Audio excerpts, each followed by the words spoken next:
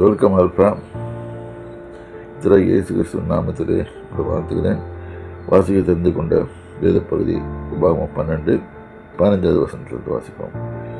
ஆனாலும் உன் தேவனாகிய கர்த்தர் உனக்கு அருளும் ஆசீர்வாதத்துக்கு தக்கதாக உன் வாசல்களும் உன் இஷ்டப்படி மிருகங்களை அடித்து புசிக்கலாம்.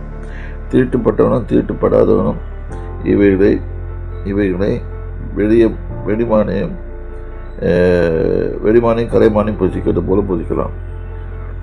இந்த இடத்துல நம்ம கவனிக்க வேண்டியது, தேவனாகிய கர்த்தர் நமக்கு தந்தள்ளும் ஆசீர்வாதத்துக்கு தக்கதாக ஒருத்தருக்கு ஆசீர்வாதம் அதிகமாக இருக்கும், ஒருத்தருக்கு குறைவாக இருக்கும்.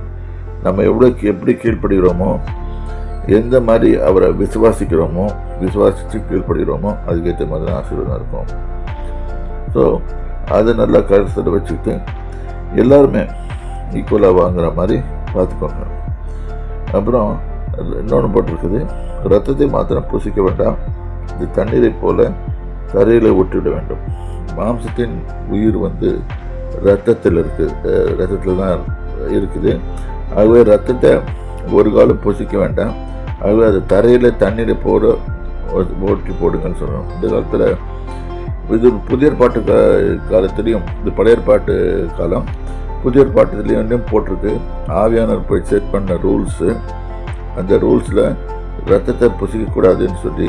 ஆனாலும் நம்ம கிறிஸ்தவ ஜனங்கள் அதிகமாக ரத்தத்தை பூசி பேய்கிட்ட மாட்டிக்கிறாங்க. இது இல்லாதபடி நீங்கள் கவனமாக இருக்க வேண்டுமாறு உங்களுக்கு கேட்டுக்கொள்கிறேன்.